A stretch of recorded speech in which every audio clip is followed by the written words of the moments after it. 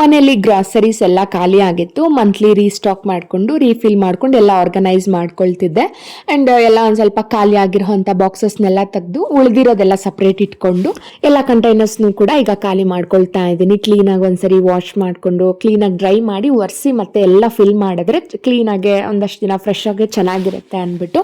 And ದಿನಸಿ ಎಲ್ಲ ತಂದಿದ್ದೆ, ಅದನ್ನು ಕೂಡ ಎಲ್ಲ ಅನ್ಪ್ಯಾಕ್ ಮಾಡಿ ಎಲ್ಲ ಥರ ದಾಲ್ಗಳಾಗಿರ್ಬೋದು, ಕಾಳುಗಳಾಗಿರ್ಬೋದು ಎಲ್ಲ ಸಪ್ರೇಟ್ ಒಂದೊಂದು ಕ್ಯಾಟಗರಿ ವೈಸ್ ಮಾಡ್ಕೊಳ್ತೀನಿ. ಆ್ಯಂಡ್ ಡ್ರೈ ಫ್ರೂಟ್ಸ್ ಎಲ್ಲ ಒಂದು ಕ್ಯಾಟಗರಿ, ಹಾಗೆ ಡೇಟ್ಸ್, ಮಿಲೆಟ್ಸ್, ಓಟ್ಸ್ ಎಲ್ಲದನ್ನು ಸಪ್ರೇಟ್ ಮಾಡಿಕೊಂಡು ಧನಿಯಾ ಪುಡಿ, ಅಚ್ಚ ಖಾರದ ಪುಡಿ ಎಲ್ಲದನ್ನು ಕ್ಲೀನಾಗಿ ರೀಫಿಲ್ ಮಾಡಿ ಆರ್ಗನೈಸ್ ಮಾಡಿಕೊಂಡೆ ಕ್ಲೀನಾಗೆ. ನಿಮಗೂ ಯಾವುದಾದ್ರೂ ಲಿಂಕ್ಸ್ ಬೇಕು ಅಂದರೆ ಕಂಟೈನರ್ಸ್ದು ಲಿಂಕ್ ಅಂತ ಕಮೆಂಟ್ ಮಾಡಿ ಶೇರ್ ಮಾಡ್ತೀನಿ. ಆ್ಯಂಡ್ ಎಲ್ಲಾದ್ರ ಕ್ವಾಲಿಟಿ ತುಂಬಾ ಚೆನ್ನಾಗಿದೆ, ಯೂಸ್ ಆಗ್ಬೋದು ಅಂದ್ಬಿಟ್ಟು ನಿಮ್ಮೆಲ್ಲರಿಗೂ ಕೂಡ ಶೇರ್ ಮಾಡ್ತಿದ್ದೀನಿ. ಆ್ಯಂಡ್ ನೆಕ್ಸ್ಟ್ ಡೇಗೆ ದೋಸೆಗೂ ಎಲ್ಲ ಬಿಟ್ಟು ಕಿಚನಲ್ಲೆಲ್ಲ ಕಂಪ್ಲೀಟ್ ಕ್ಲೀನ್ ಮಾಡ್ತಿದ್ದೀನಿ. ಬಿಕಾಸ್ ಸಾಂಬಾರೆಲ್ಲ ಮಧ್ಯಾಹ್ನನೇ ಮಾಡಿಬಿಟ್ಟಿದ್ದೆ.